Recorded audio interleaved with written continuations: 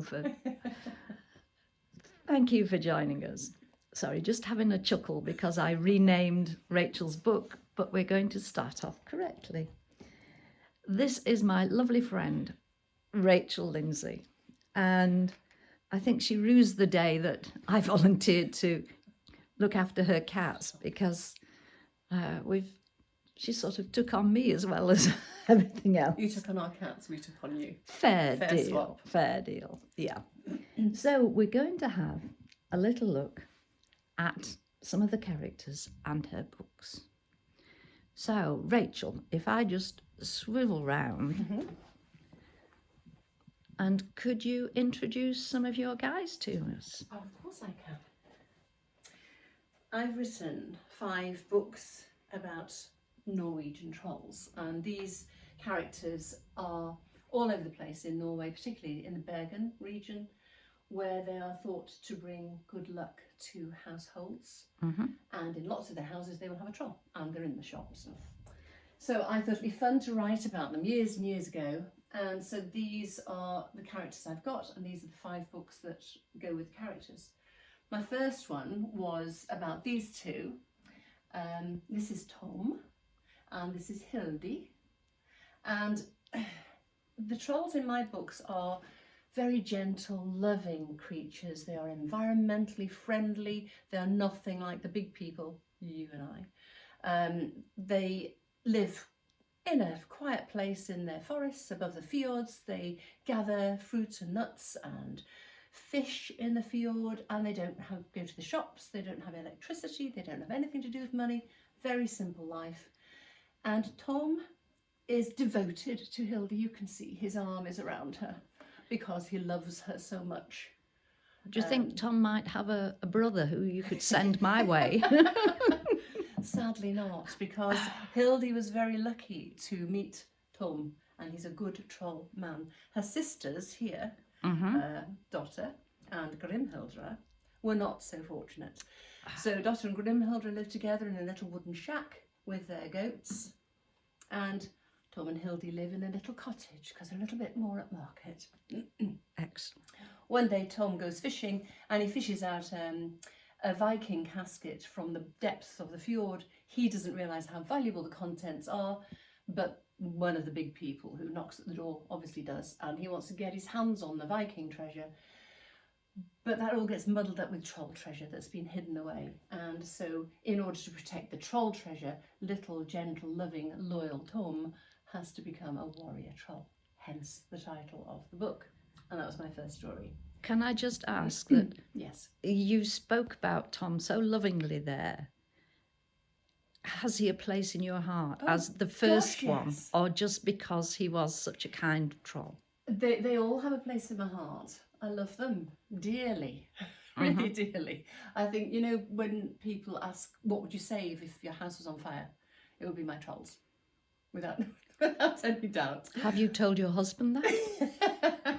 Oh, I think he'd understand. So those are those two. These are Hildy's sisters. You can see they're all much of a muchness. Grimhildra is particularly beautiful, I feel.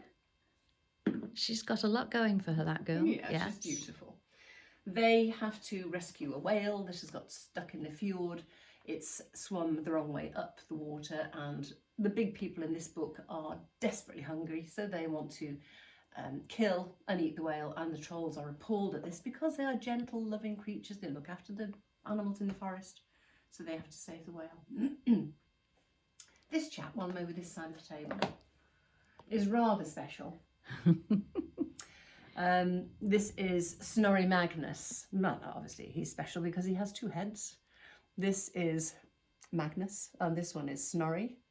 Snorri is Viking for mischievous, naughty, and Magnus is Viking for magnificent and huge, and he is magnificent with his 2 heads and his big belly, 1 tail. This was quite difficult to write because this book, Quest of Snorri Magnus, because if I said the troll went over the waterfall or went down the path, do I say the troll went, or did they go? Was it he or they? Because now that's the teacher in you. And it's tricky. Yeah, it's a bit tricky with your pronouns. He has an adventure with Herpet the frog, Herpet, talking about teacher stuff, is taken from the word herpetology, which is the study of amphibians and reptiles, I think. I didn't know that. So that's why he's called Herpet the frog. He has a quest to save the Troll King, who's lost his voice because the Queen of Fairies has taken it away from him, and he has to go to an island, to a serpent monster and kill him, and it's very complicated. But as in all sort of myths and legends, it is a quest, so he has to overcome various difficulties along his way. So that's his story. Can I just interject with Indeed, Julie. these were designated as children's books, but I've loved reading them. Thank you. They are children's books. They're for the intelligent, imaginative, creative reader, I would say. They're not easy reads, but then I do feel there is a place for books for those sorts of children. I think too many books nowadays are dumbed down. Yes. And easy readers, and people buy them thinking, oh, they're reading that, they love reading that. You know, funny books, comic-y books. And that's fine, all reading is good, but sometimes you need to read something that is well written. I know I read them myself, it's a bit naughty, but I mean with sentence structure that's good, or with varied vocabulary and Absolutely. some imagination. Absolutely. Anyway, let's get off my hobby horse now. This fine gentleman is Finra. He is particularly lovely when he removes his hood to reveal his bald pate. Bless him. When I went to Bergen the last time, I went to a shop with trolls, and I said to my husband, can I buy a troll? And my husband said, no, Rachel, you have enough trolls. And I said, oh, but just maybe look in the window. He said, well, you can look in the window. It doesn't control me, it's perfectly fine. So I looked in the window and they were full of trolls. I said, well, I'll just pop in. And he said, oh, Rachel. And I said, well, maybe if I just get a little troll, like Grimhild and Dotter. And he said, Rachel. And I saw Finra, and our eyes met, and it was love at first sight. And the biggest one you got. And the biggest one I could get. How could I resist him? He's just gorgeous. He is a tree troll. He makes medicines, and he puts all his secret details for making the medicines in a special book. And the big people want to get hold of these medicines because they can make money. And so obviously it's called Stolen Secrets, because Dr. Clumpet and Mr. Scarab steal his secrets. He lives with a nightingale. Oh. Another bit of teaching. Not in here. Berkeley Square. No, in the forest. And this nightingale is called Lucinia because that is Latin for nightingale. It's their Latin, genus. Right. Whatever it is, the genus name. Lucinia. So he lives with Lucinia. Oops. Super guy. And then here, I haven't done them in order, by the way. They're all nice. No but it doesn't matter. This fine chap is called Hairy Bogley because he is hairy, and he bogles, so he goes hoo hoo hoo round the houses and the outhouses and the garages and the sheds of the big people, taking things that do not belong to him, which is a very, very bad thing to do. But Hairy Bogley's not bad. He just thinks that if the big people leave them lying around, he can use them for something, or the other trolls can use these things. So he collects them at night. He's a hermit. The other trolls don't know what he does. However, one night he comes along home to his cave, and he finds that a little friend has come. It's in fact his nephew, Ulf, Right. which is Viking for wolf. And little Ulf has come to stay, and he thinks, what do I do with trolls? What do I do with a troddler like this? So he decides to make him his apprentice. I like that word, troddler. A little troddler. I call the children, when I go into schools, I say, Gusti morgi, my little old troddlers, because I speak troll. Obviously, in all my books, there's a glossary of troll terms. So Gusti morgi is good morning. My little old troddlers is my little troll people. Anyway, obviously, if you were writing the story, you would have Ulf get caught by the big people, which is what happens. So Hairy Bogley's in a bit of a panic, and they have to rescue him. But it's worse than that, because the big man who has captured him, excuse me, is cutting down the trees in the forest. And they're all very environmentally friendly. They look after the animals, they look after each other. So they have to not only rescue Ulf, but also stop the big people from cutting the trees down. A big task. That's a very quick summary of my little darlings, who That's I'm extraordinarily fond of. super. And then you want to meet these. Let's meet these up here. Ooh, here we've got the Leaf Man, Mm-hmm. because he's made of leaves. When I bought him, I thought, I've got to write a story about him because he looks like a liar. You can see he's smiling, he's pointing in one direction as if to say, that's the way to go. But it isn't, obviously, because he looks like a liar. So he's called Lionel, the Leaf Man. He has two little leaflet friends. Leaflet 1 is Fiblet, because he's a fibber. And Leaflet 2 is Fibkin, because he's also a fibber. So they're baddies. And he has his minions to help him spy under the long green slime fronds. He's not a troll, it's completely separate from the other books.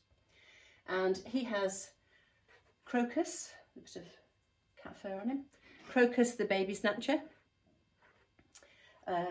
Too complicated a story to explain really, but Crocus the baby snatcher.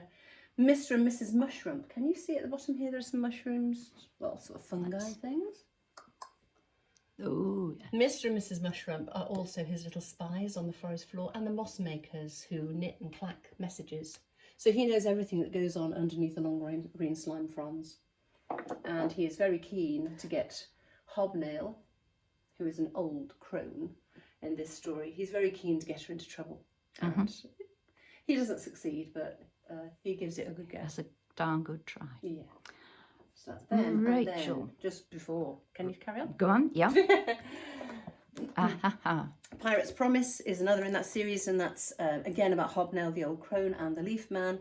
But she comes across a ghost pirate who can't go over to the other side to join his pirate friends because he's too busy trying to look after the treasure. And I said he, which was a slip up because the ghost pirate is in fact a lady.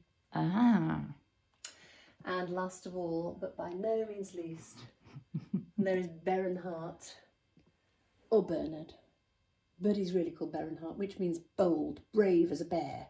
And he is very brave. He lives in his gourd and he swings in the forest, and he takes Hobnail up a mountain to work out why the snow and the winter is not coming down, which is the story of the frost giant.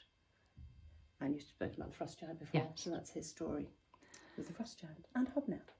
And all these characters in my head, and if I'm not writing, I really miss them. So I feel every now and then I should write another story so I can check in and see how they're doing, because I need to see, how's Hobnail? Is she all right? What's she doing at the moment? So I can write another story about her, because I love them all so much, which sounds a bit weird. No, I understand. No, I can but I do love empathise there. I do love them. And sometimes, you know, going in the troll world is a lot better than being in this world. Yeah, so much better. Absolutely. So, having mentioned writing, I'm going to cut off for now, and we'll just do a little piece on the writing process. Is that okay? perfect. Thank you for joining us. Speak to you soon. Bye for now. Bye.